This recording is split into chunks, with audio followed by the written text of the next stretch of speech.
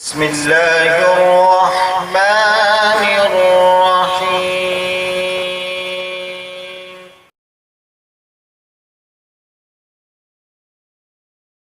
یاد دلانا چاہتا ہوں کہ عام طور پر شہرت یہ ہے مسلکوں کی بنیاد پر کہ یا فقہ حنفی کی بنیاد پر کہ 12 تاریخ کی شام تک قربانی ہوتی ہے۔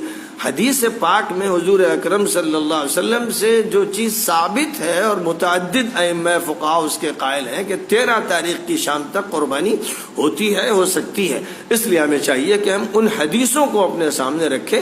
امام ابو حنیفہ، امام مالک، امام شافعی، امام احمد سب نے یہ فرمایا کہ اگر تم کو کوئی صحیح حدیث ملتی ہے تو میرے مسلک کو دیوار پر پٹخ کے مار دو اور وہ اس حدیث پہ عمل کرو۔ تو 13 تاریخ کو بھی قربانیاں ہونی چاہیے، ان کا اہتمام کیا جائے۔ یہ سب ایام التشریق ہیں، اور تشریق کے معنی ہوتے ہیں دھوپ دکھا کر گوشت کو سکھانا۔ تو چونکہ صحابہ کرام کا یہ معمول تھا اور حضور پاک علیہ الصلوۃ والسلام نے اس کی تعلیم دی تھی کہ 10ویں تاریخ، 11ویں تاریخ، 12ویں تاریخ، 13ویں تاریخ کو گوشت کاٹا جائے، سکھایا جائے اور اس کا پھر دیر تک استعمال ہو سکے۔ جب مسلمانوں میں کمی تھی، فقر تھا، تو اس وقت تو آپ نے فرمایا تھا کہ تم اپنے جانوروں کا گوشت 3 دن سے زیادہ مت رکھو تاکہ وہ بٹ جائے، غریبوں تک پہنچ جائے۔ لیکن جب وسعت حاصل ہو گئی تو پھر آپ نے فرمایا کہ اب تم اس کو رکھ سکتے ہو، سکھا سکتے ہو، مہینوں کے لیے چاہو تو اپنے اس گوشت کی حفاظت کر سکتے ہو۔ تو اس لیے ایام التشریق 13 تاریخ کی شام تک ہوتے ہیں، اور 12 تاریخ کو حاجی صاحبان منا سے رخصت ہو سکتے ہیں، 13 تاریخ کو بھی رخصت ہوتے ہیں، تو گنجائش دونوں کی ہے۔ تو اسی طرح قربانی کے بارے میں بھی یہ بات ذہن میں رہنی چاہیے، اس میں وسعت ہے، اس وسعت سے فائدہ اٹھانا چاہیے۔ جس نے قربانی 12 میں کر لی تو اب ضرورت نہیں، لیکن کرنی ہے تو 13 کو بھی کر سکتا ہے۔ یہ مسئلہ بھی لوگوں کے ذہن میں رہے، اس میں تنگی نہیں پیدا کرنی چاہیے۔ ہمیں اصلاً حضور پاک علیہ الصلوۃ والسلام کی حدیثوں کو سامنے رکھنا چاہیے، اور یہ جاننا چاہیے کہ مسلک حدیث کے تابع ہوتا ہے، اور کوئی تقسیم نہیں ہے اہل حدیث اور مقلد اور فلاں، یہ سب تقسیمات تو بعد کی پیدا کردہ ہیں، یہ اصل تقسیمات نہیں ہیں۔ تو یہ بھی ایک ضمنی فائدہ اس وقت ذہن میں آیا تو میں نے ذکر کر دیا۔ اور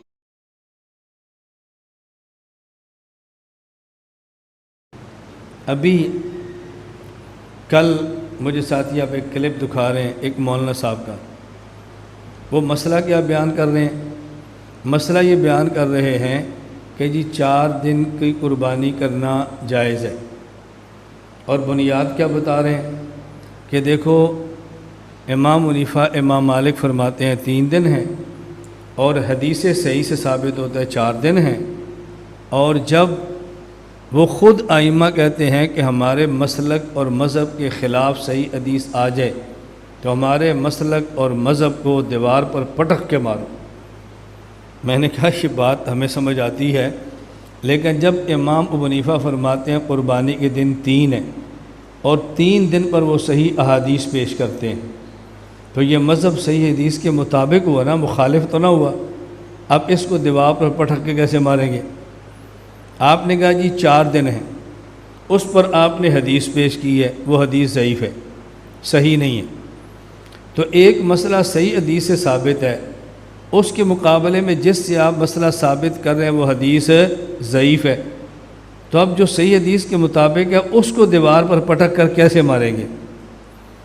چلو بالفرض ہم مان لیتے ہیں کہ جو آپ 4 دن والی حدیث بیان کرتے ہیں وہ بھی صحیح ہے، بالفرض ہم مان لیتے ہیں، تو پھر آپ کو یوں کہنا چاہیے بھئی امام ابو حنیفہ کا مذہب بھی صحیح حدیث کے مطابق ہے، اور 4 والا بھی صحیح حدیث کے مطابق ہے، چاہے تو وہ لے لو، چاہو تو یہ لے لو۔ یہ تو نہ کہو نا کہ اس کو دیوار پر پٹخ کے مار دو، وہ بھی تو حدیث کے مطابق ہے نا، یا تو حدیث کے خلاف ہوتا نا، پھر بات تو سمجھ آتی۔ اچھا، پھر ایک اور بات کیا فرما رہے ہیں؟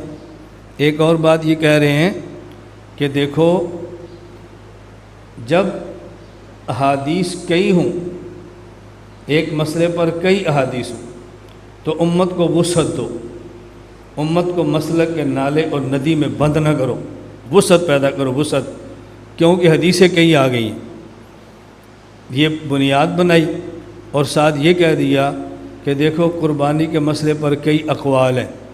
ایک قول ہے 10 ذی الحج کا صرف، ایک قول ہے 10 اور 11 کا صرف، ایک قول یہ ہے کہ 10 11 12 13 کو ہے صرف، ایک قول یہ ہے کہ 10 11 12 13 کو ہے 4 دن، اور ایک قول یہ ہے کہ 6 دن، ایک قول یہ ہے کہ 1 مہینہ۔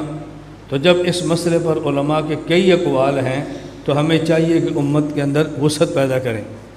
میں نے کہا ہمیں تعجب اس بات پر ہے، آپ کہہ رہے ہیں جب حدیثوں میں وسعت ہے تو ہمیں وسعت پیدا کرنی چاہیے، تو پھر آپ دلائل میں حدیثیں پیش کریں نا، اقوال تو پیش نہ کریں۔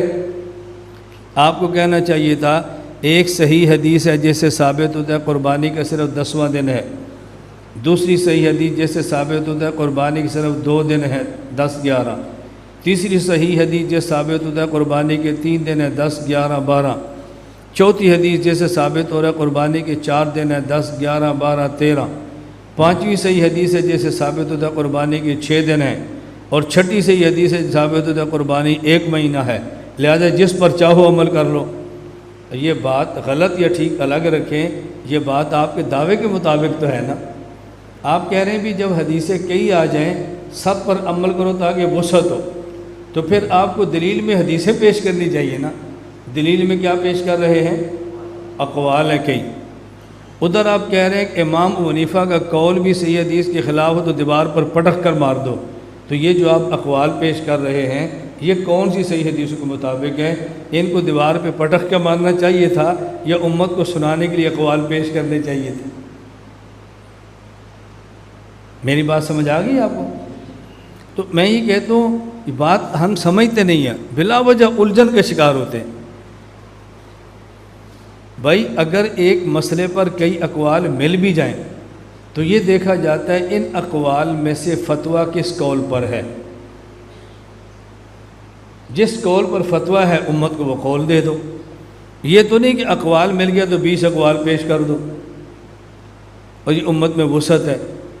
دلیل آپ یہ پیش کرتے ہیں کہ امت کو مذہب اور مسلک کے نالوں میں بند نہ کرو بلکہ جتنی حدیثیں اس پر عمل کرو، تو پھر جو آپ نے 6 اقوال پیش کی اس پر 6 حدیثیں پیش بھی کرو نا، تاکہ امت کے اندر وسعت آ جائے۔ وسعت پیش کرنے کے لیے اقوال اور وسعت کی بنیاد بنانے کے لیے حوالہ عنوان احادیث کا، عنوان اور ہے دلائل اور ہے۔ اس لیے ہم بڑی آسان بات کہتے ہیں کہ ہم مقلد ہیں امام اعظم ابو حنیفہ نعمان بن ثابت کے، جو علم میں بھی ہم سے بڑے تھے، عمل میں بھی ہم سے بڑے تھے اور فہم میں بھی ہم سے بڑے تھے۔ ہم بہت چھوٹے ہیں۔ کوئی مقلد ہے امام مالک کا، کوئی مقلد ہے امام شافعی کا، کوئی مقلد ہے امام احمد کا۔ اب دیکھو ہم کسی بندے کو امام حنیفہ کے مسلک کا پابند تو نہیں کر رہے نا، ہم تو وسعت پیدا کر رہے ہیں۔ بھئی چاہو تو فقہ حنفی پہ عمل کرو، چاہو تو فقہ مالکی پہ، چاہو تو فقہ شافعی پہ، چاہو تو فقہ حنبلی کے۔ اب جس امام کے مقلد ہیں اس کی فقہ پہ عمل کرو۔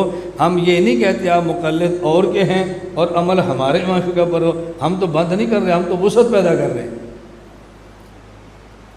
اللہ تعالی ہم سب کو بات سمجھنے کی توفیق عطا فرمائے۔ ویڈیو کے نیچے سبسکرائب کے بٹن پہ کلک کریں، بیل کے آئیکن پہ کلک کیجئے تاکہ ہر نئی ویڈیو کی نوٹیفیکیشن آپ کو مل جائے۔